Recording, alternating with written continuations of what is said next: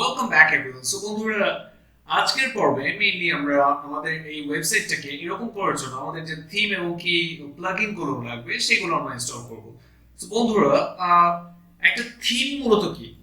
আমরা যদি আমাদের ওয়ার্ডপ্রেস এর অ্যাডমিন প্যানেলে আসি, সিম্পলি এই যে এখানটাতে আসি, এই লোকাল হোস্ট স্ল্যাশ আমাদের যে ফোল্ডারটার নাম, তারপর ডব্লিউপি অ্যাডমিন দিয়ে আপনার ইউজার নেম এবং কি পাসওয়ার্ড দিয়ে লগইন করতে হবে। আমি যদি আপনাদেরকে আবার লগইন করে দেখাই, এখান থেকে লগ আউট করছি।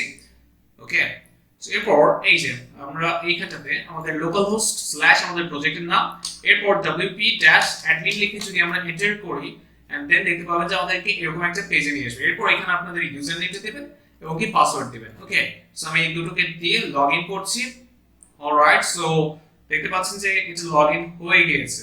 সো এরপরে যে কাজটা করব, আমরা যদি অ্যাপিয়ারেন্স থেকে থিমস এ ক্লিক করি, এখানটাতে দেখতে পাবো আমাদের ওয়ার্ডপ্রেস বাই ডিফল্ট তিনটি থিম দিয়ে রেখেছে। ওকে, একটির নাম হচ্ছে 2020, একটি হচ্ছে 2019, আর একটি হচ্ছে 2017।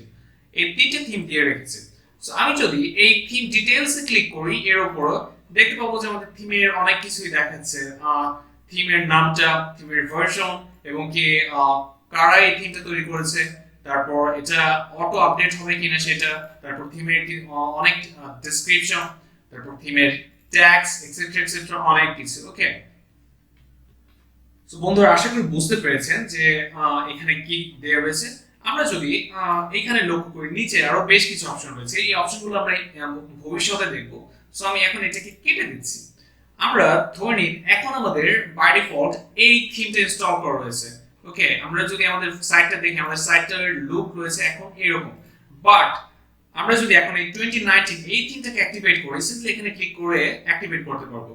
অ্যাক্টিভেট করলাম।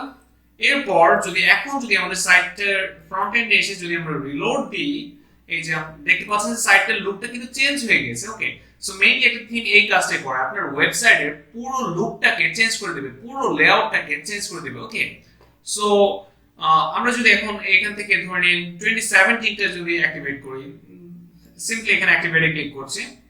ওকে, সো দেখতে পাচ্ছেন এখন যদি এটা করে যদি এখানে যদি রিলোড দেই, দেখতে পাচ্ছেন আমাদের 2017 এর লুকটা আবার অন্যরকম। ওকে, সো এইভাবে মেইনলি থিম দিয়ে আমরা কাজ করব। থিম দিয়ে পুরো ওয়েবসাইটের লুকটা চেঞ্জ করা যায়। সো আমাদের ওয়েবসাইটটাকে এরকম করার জন্য, এরকম একটা করার জন্য আমরা একটা থিম ইনস্টল করব, সেটা হচ্ছে OceanWP।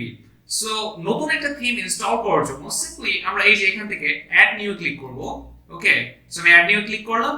এরপর আমি এই সার্চ থিমস এর এখান থেকে সিম্পলি এখানে সার্চ করব OceanWP। ওকে, অবশ্যই কিন্তু আপনাদের ইন্টারনেট কানেকশন থাকতে হবে, অন্যথায় কিন্তু এখানে সার্চ করলেও আসবে না।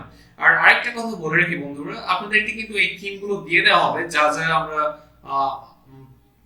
ইউজ করব, যেমন এই থিমগুলো, তারপর প্লাগইন গুলো, কেননা অনেকেই রয়েছে অনেক সময় দেখা যাচ্ছে যে ইন্টারনেট কানেকশন থাকবে না। ওকে, সো সেক্ষেত্রে এখানে দেখতে পাচ্ছেন যে সার্চ করার পর এখানে আমাদের সার্চ রেজাল্টে OceanWP এই থিমটা দেখাচ্ছে। সো এখানে আমরা সিম্পলি দেখতে পাচ্ছেন যে আমাদের থিমের নামটা রয়েছে।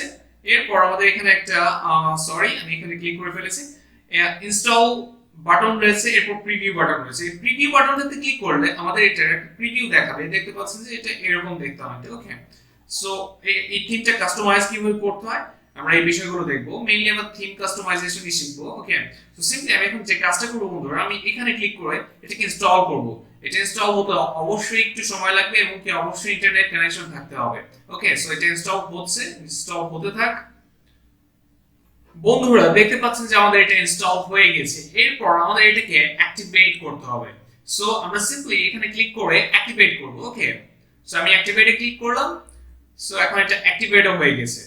অলরাইট, সো দেখতে পাচ্ছেন যে আমাদের এটা অ্যাক্টিভেট হওয়ার পর এখানে একটা নোটিশ দেখাচ্ছে। আমি আরেকটা কথা বলে রাখি, এখানে এই OceanWP এই থিমটা অ্যাক্টিভেট করার পর এরকম একটা নোটিশ দেখাচ্ছে। আমরা যদি অন্য কোনো থিম ইউজ করি, ধরে নিলাম আমরা ইন ফিউচার যখন অ্যাস্ট্রা থিমটা ইউজ করব, আবার ধরুন কোনো একটা প্রিমিয়াম থিম যেমন ধরুন উডমার্ট থিমটা যখন ইউজ করব, সেই ক্ষেত্রে এখানে নোটিশটা ভিন্ন রকম হতে পারে। ওকে, সো আশা করি এই নোটিশগুলো আপনারা পড়তে পারছেন। পড়ে আপনাদেরকে বুঝতে হবে, এক এক সময় এক এক রকম নোটিশ আসবে। ওকে, সো সিম্পলি আমি এইখানে প্লাগইন গুলোকে ইনস্টল করার আগে এখানে দেখতে পাচ্ছেন যে প্লাগইন ইনস্টল করতে বলছে। ইনস্টল করার আগে আমি এখান থেকে এগুলোকে ডিলিট দিব। আমাদের এই যে বাকি যে এক্সট্রা থিম রয়েছে এই থিমগুলোকে ডিলিট দিব, কারণ এক্সট্রা কোনো থিম রাখার প্রয়োজন নেই। ওকে, সো সিম্পলি আমি এখানে থিম ডিটেইলসে ক্লিক করছি, এরপর ডিলিট। ওকে, এরপর আবার এই 2019 এটাকে ডিলিট দিব, theme details, and then delete. Okay, and then 2017 theme details, delete. Okay, alright. So দেখতে পাচ্ছেন যে আমাদের এখানে শুধু এখন একটা থিম রয়েছে। এখন আমি যে কাজটা করব সেটা হচ্ছে এই বিগিন ইনস্টলিং প্লাগইনে ক্লিক করব। ওকে, সো সিম্পলি এখানে আমি ক্লিক করলাম, এরপর আমাদের এই ওশেন এক্সট্রা এই থিমটাকে ইনস্টল করব, সরি এই প্লাগইনটাকে। সো মেইনলি এখন আমাদের এখানে আরেকটা প্রশ্ন আসলো যে প্লাগইন মেইনলি কি। প্লাগইন বিষয়টা হচ্ছে ধরে নিন আপনার একটা মোবাইল ফোন রয়েছে, এখন সেই মোবাইল ফোনে এমন একটা ফিচার্স নেই যে ফিচার্সটা আপনার এখন খুবই প্রয়োজন, বাট সেই ফিচার্সটা আপনি যে কোনো একটা অ্যাপস এর মাধ্যমে প্লে স্টোর থেকে ডাউনলোড করে আপনি চাইলে ব্যবহার করতে পারবেন। ঠিক আপনি ওয়ার্ডপ্রেসকে চিন্তা করুন একটা মোবাইল ফোন হিসেবে, এবং কি প্লাগইনকে চিন্তা করুন একটা অ্যাপস এর মতো। আপনি চাইলে নতুন নতুন প্লাগইন অ্যাড করে আপনার ওয়েবসাইটের ফিচার বাড়াতে পারবেন। ওকে, সো এটি হচ্ছে মেইনলি একটা প্লাগইন। সো আমরা দেখবো ইন ফিউচার যে কিভাবে প্লাগইন, অনেক ধরনের প্লাগইন নিয়ে কাজ করতে হয়। সো আমি সিম্পলি এখানে ইনস্টল করছি। অলরাইট, দেখতে পাচ্ছেন যে এটা ইনস্টল হচ্ছে। ইনস্টল হতে অবশ্যই একটু সময় নেবে, অবশ্যই কিন্তু ইন্টারনেট কানেকশন থাকতে হবে, অন্যথায় কিন্তু কাজ করবে না। সো বন্ধুরা আপনারা দেখতে পাচ্ছেন যে এটা ইনস্টল হয়ে গিয়েছে। সো এরপর আমাদেরকে কি বলছে, এটা সাকসেসফুলি ইনস্টল হয়ে গিয়েছে। এরপর আমরা সিম্পলি এই যে এখানে আমাদেরকে return to required plugin installer back করতে বলছে। সো আমি এই লিংকটাতে ক্লিক করে ব্যাক করছি। ওকে, দেখতে পাচ্ছেন যে আপনাদেরকে অনেক সময় এরকম কিছু মেসেজ দেখাতে পারে, এগুলো দেখে ভয় পাওয়ার কোনো কারণে আপনারা সিম্পলি যে কাজটা করবেন সেটা হচ্ছে আপনাদের এই যে এই ইউআরএল বার থেকে আপনাদের এই এতটুকু কেটে দিবেন, কেটে দিয়ে এই ডব্লিউপি অ্যাডমিন পর্যন্ত রেখে এন্টার প্রেস করবেন। ওকে, সো দেখতে পাচ্ছেন ঠিক আছে, ঠিকঠাক আছে। এরপর আমরা যে কাজটা করব সেটা হচ্ছে আমরা এই যে এখান থেকে এখানে দেখতে পাচ্ছেন যে আরেকটা নোটিশ দেখাচ্ছে। নোটিশটা এরকম যে ওয়েলকাম টু OceanWP, আমাদের এই থিমটাতে আমাদেরকে ওয়েলকাম জানাচ্ছে। এরপর আমাদেরকে বলছে are you ready to create an amazing website, আমাদেরকে বলছে আমরা কি একটা ওয়েবসাইট রেডি করতে তৈরি আছি। হ্যাঁ, আমরা তৈরি আছি। এর জন্য আমরা যে কাজটা করব, আমি রান দ্য সেটআপ উইজার্ডে ক্লিক করব। এটা আমি আবার বলে রাখছি, আপনাদের রাস্টার থিমে অন্যরকম হতে পারে, আবার উডমার্ট থিমে, মানে এক এক থিমে এক এক রকম হবে।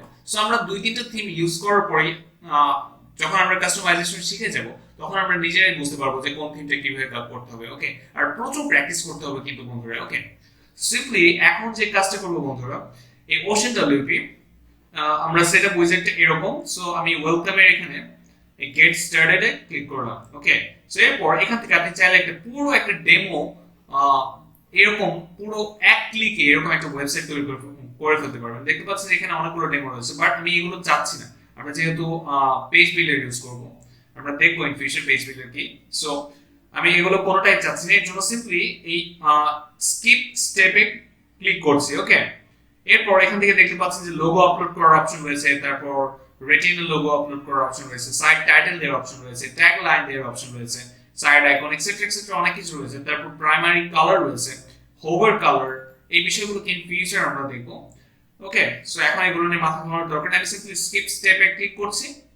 এরপর দেখতে পাচ্ছেন যে আমাদেরকে সাবস্ক্রাইব করতে বলছে তাদের যে সাবস্ক্রিপশন রয়েছে। ওকে, সো আমি এগুলো কোনো কিছু করছি না, আমি সিম্পলি ভিজিট ইওর ওয়েবসাইটে ক্লিক করছি। ওকে, সো এরপর বন্ধুরা যে কাজটা করব, আমি যদি এখন আমাদের ফ্রন্ট এন্ডে গিয়ে আমাদের localhost/learn আমাদের যে প্রজেক্টের নাম সেটা দিয়ে যদি এন্টার প্রেস করে দেখতে পাবো যে আমাদের ওয়েবসাইটের লুকটা পুরোপুরি চেঞ্জ হয়ে গেছে। ওকে, সো বন্ধুরা আশা করি বুঝতে পেরেছেন যে আমরা কি করেছি।